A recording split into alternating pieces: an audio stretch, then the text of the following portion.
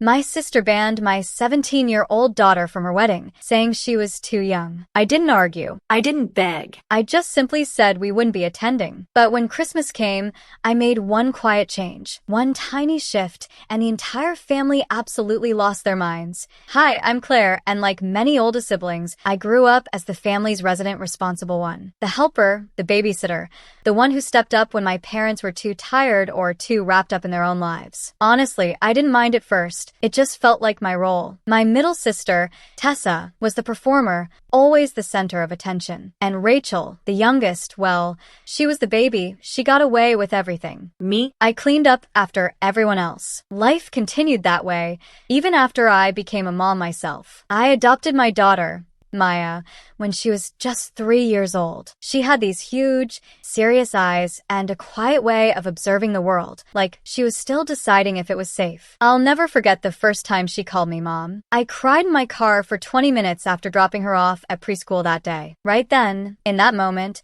I made her a solemn promise. She would never feel unwanted in my family again. Not ever. But no matter how hard I tried, I couldn't keep that promise. Tessa announced her engagement last spring. Big, flashy announcement, an even bigger ring, and an Instagram caption that probably took longer to write than her vows. Of course, I congratulated her. Maya was so excited. She even made a card, little wedding bells cut out with kid scissors and glued on with way too much glitter. Tessa called it sweet, then left it in the back seat of her car. I found it 2 weeks later, half crumpled under an empty Starbucks cup. Still, Maya remained incredibly enthusiastic about the wedding. She spent hours online, looking at dresses, asking if she should wear her hair up or down. I could tell she was nervous, but she was hopeful. She so desperately wanted to be included. Then the invitation arrived. It was one of those incredibly fancy ones, you know? Thick paper, gold trim, the kind that probably cost more than my monthly water bill. I opened it at the kitchen counter while Maya was doing her homework at the table. All the usual details were there. Location, dress code, RSVP link, and then I saw it. Adults only, 18 plus,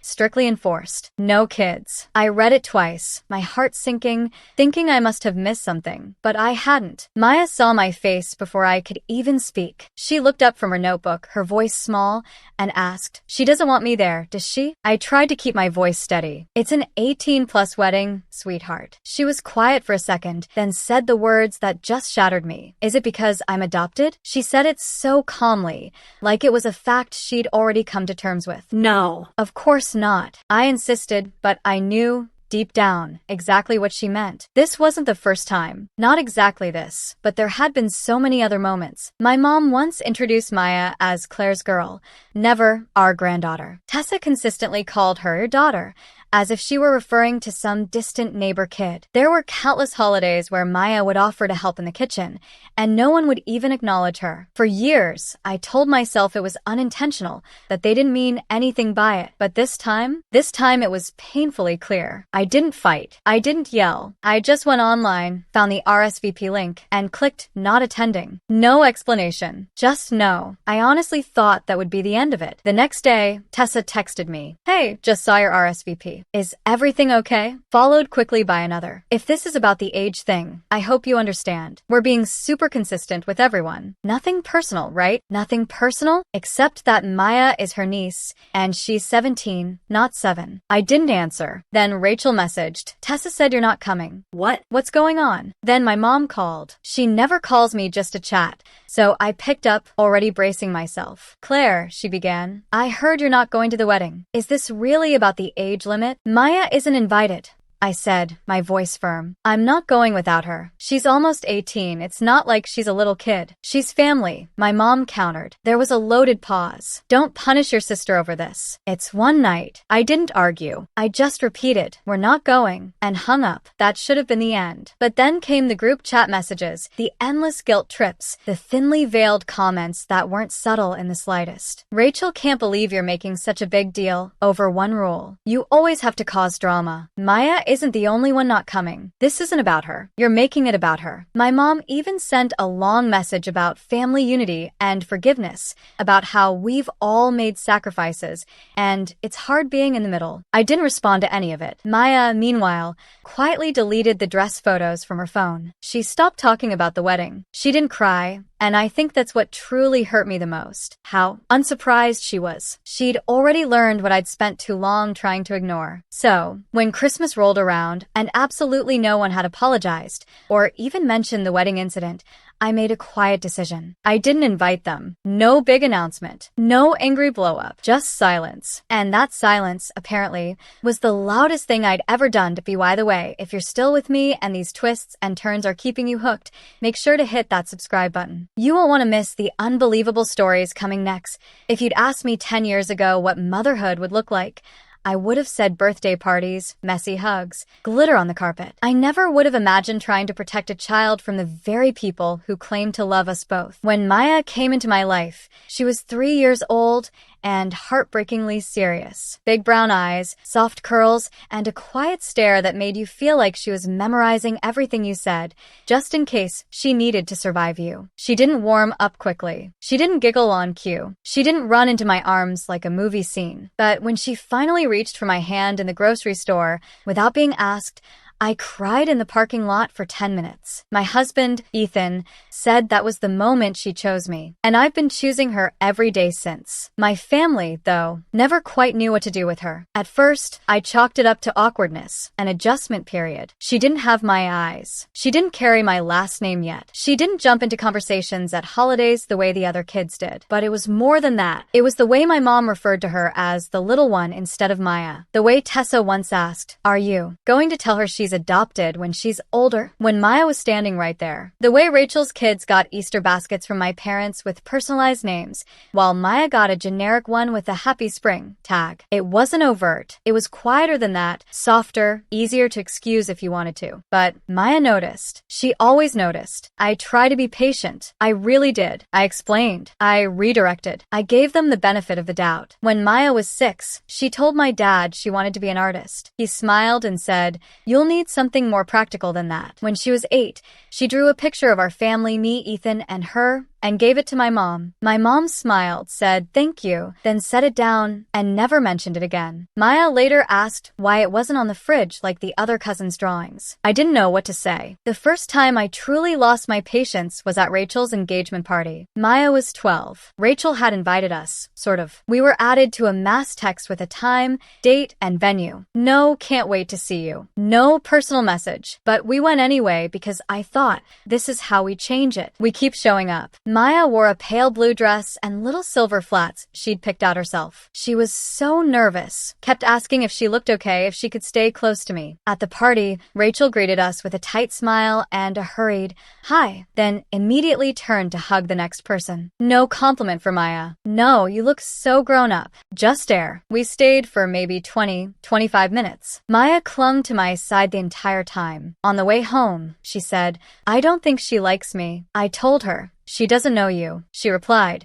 She's had 10 years. And I didn't have an answer for that. The thing is, I don't think they ever fully accepted that Maya wasn't temporary. It's like some part of them believed I'd eventually have a real child, and this would become a sweet, short chapter, something they could refer to as when Claire fostered that little girl. They never said it out loud. They didn't have to. Last year, for Maya's 16th birthday, we rented a space at the community center and decorated it with her artwork. Her idea. She didn't want a big party with loud music. She wanted to hang her paintings, serve cupcakes, and invite the people who'd supported her. She made the invitations herself, sent them to family, friends, and a few teachers. Rachel didn't come. Neither did Tessa. My parents showed up 30 minutes late and brought a card that said, "To a sweet girl," with a $20 bill tucked inside. Maya thanked them. She's always polite. Afterward, she didn't say much, just helped clean up, carefully putting her canvases back in the car. But later that night, when we were home and the dishes were done,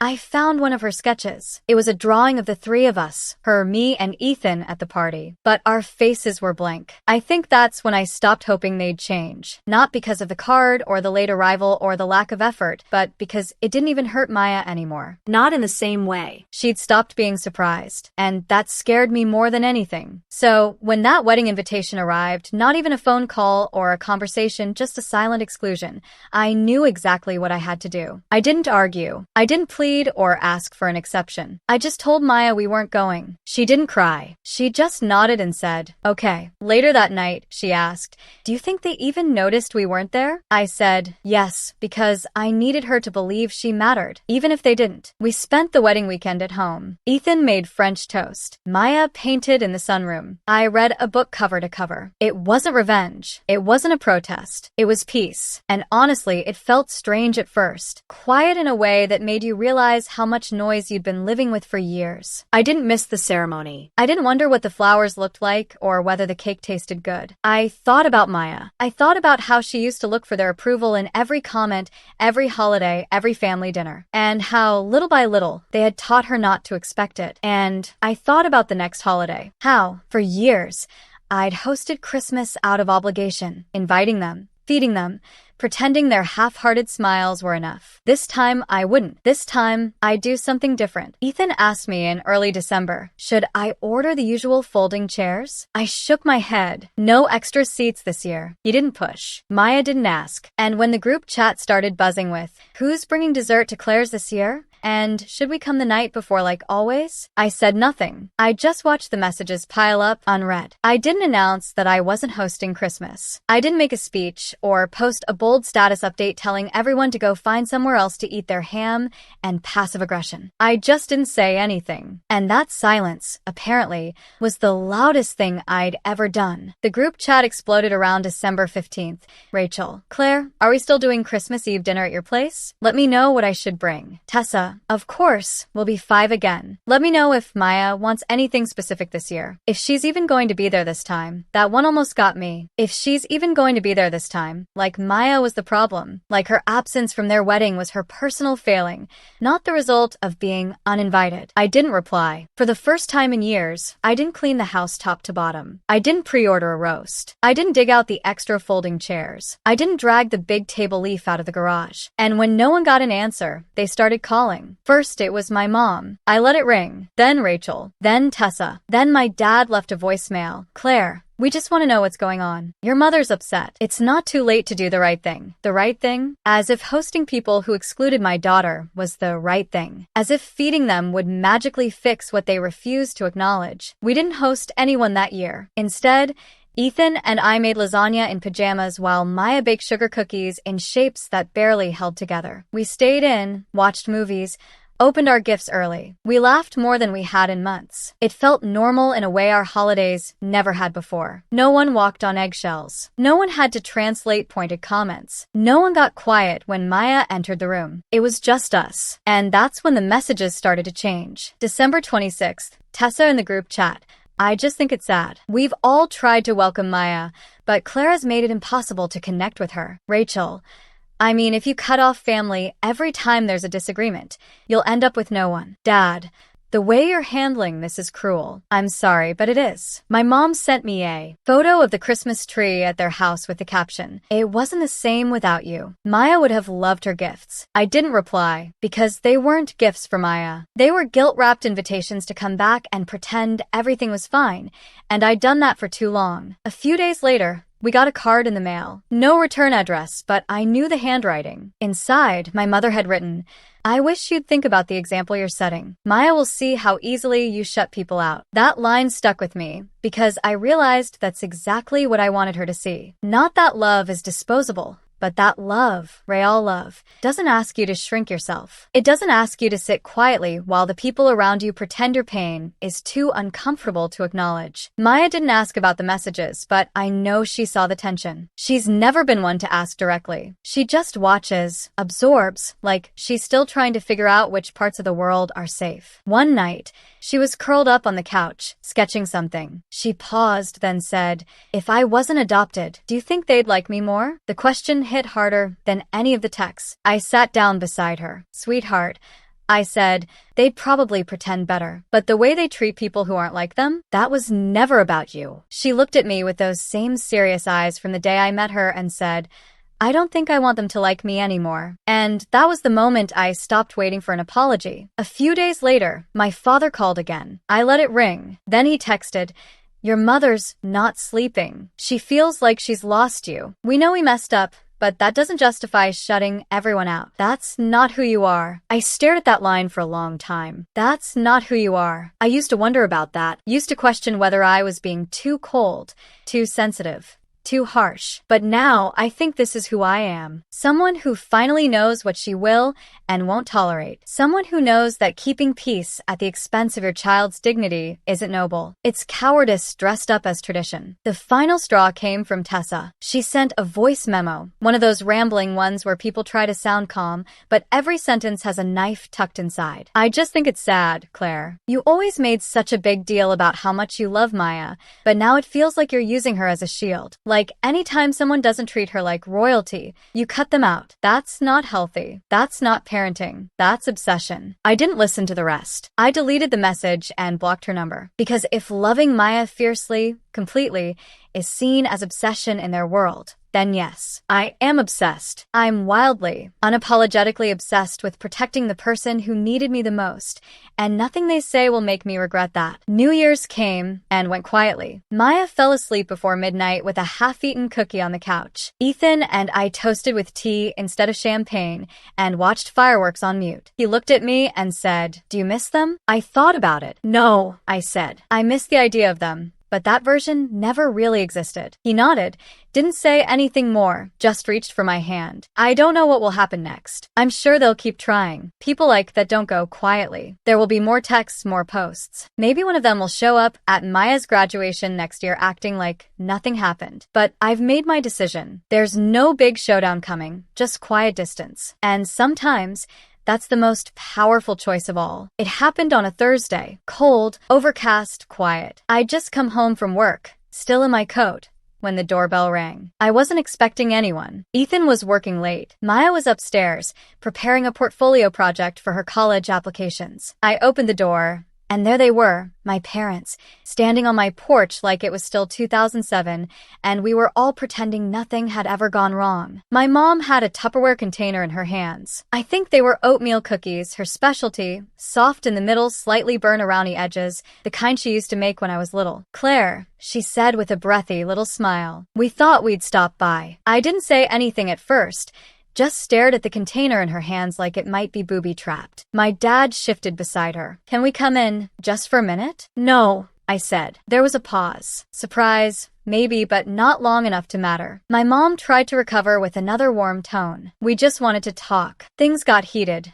But we're still your family." She offered the cookies like a peace treaty. I didn't take them. That's when the smile started to falter. "You don't have to be like this," she said, her voice tightening. "We know it's been hard raising a teenager, but pushing everyone else away." My dad added, "We tried to be patient. We gave you space, but this, you're going to lose your real family over a girl who's going to leave in a few months." My stomach clenched. "She's 17. My mom said softly. "She'll go off to college soon. And then what? You'll be alone. You'll regret this." I could hear the words underneath the words. This wasn't about reconciling. This was about control. And then my mother said it. The thing I think she'd always believed deep down. "I'm sorry, Claire, but she's not blood. She's not really one of us." She said it gently, like she was doing me a favor, like she expected me to nod and say, "You're right.